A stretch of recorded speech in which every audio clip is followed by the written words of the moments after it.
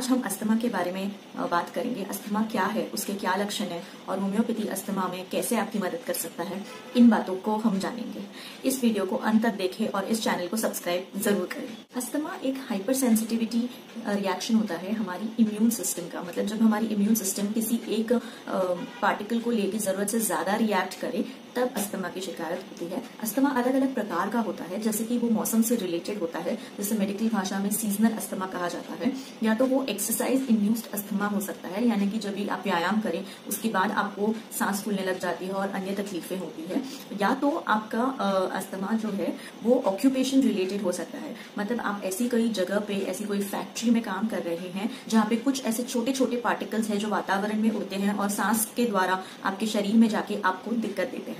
अच्छी बात यह है कि अस्थमा बिल्कुल ट्रीट हो सकता है, क्योर हो सकता है और आपको जिंदगी भर दवाइयों पर निर्भर होने की बिल्कुल जरूरत नहीं होती है।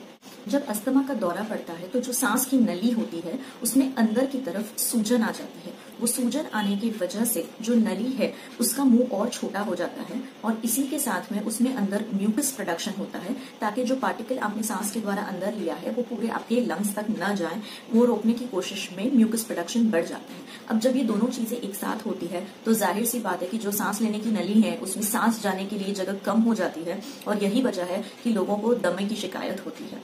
अच्छी बात यह है कि अस्थमा का दौरा आते जाते रहता है। मतलब किसी को भी पूरा वक्त अस्थमा का दौरा नहीं रहता है। अगर वो है तो वो दूसरी बीमारी है और अस्थमा नहीं है। अस्थमा का दौरा किसे कब आएगा और कितने टाइम तक रहेगा ये इंसान टू इंसान पे निर्भर करता है। इसका कोई हार्ड एंड फास्ट रूल नहीं है। कुछ लोगों को ये दौरा कुछ मिनटों तक रहता है, कुछ लोगों को कुछ घंटों तक और किसी को कुछ हफ्तों तक रहता है। बट डेफिनेटली ये जो दौरा है ये आते जाते रहेगा। इसे मेडिकल भाषा में इसीलिए एक एपिसोडिक डिजीज कहा जाता है। मतलब कि वो आएगा और जाएगा, पूरा वक्त नहीं रहता है। आइए अब हम जानते हैं कि अस्थमा के लक्षण क्या होते हैं। इससे सांस लेने में दिक्कत होती है, सांस फूलने लग जाती है, सीने में टाइटनेस महसूस होता है, खांसी होती है, इंसान मुंह से सांस लेता है। जब सांस लेता है तो एक अलग सी आवाज आती है जिसे मेडिकल भाषा में वीजन कहा जाता है और इसके साथ इंसान को घबराहट महसूस होती है।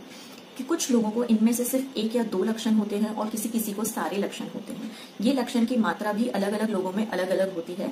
मतलब कि कुछ लोगों में बहुत ही माइल्ड सिम्टम्स होते हैं और कुछ लोगों में बहुत ही एक्सट्रीम सिम्टम्स होते हैं जिन्हें हॉस्पिटलाइज तक करना पड़ सकता है।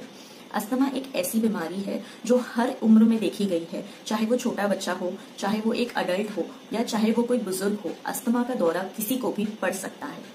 एक बार जब आपको डायग्नोज हो जाता है कि आपको अस्थमा है तो आप होम्योपैथी का इलाज कर सकते हैं। होम्योपैथी में ऐसी कई अच्छी दवाइयां हैं जो उस वक्त के दौरे को कंट्रोल करने में आपकी मदद कर सकता है और बार बार जो आपको दौरे पड़ रहे हैं वो भी ना हो, ऐसी भी दवाइयां होम्योपैथी में है।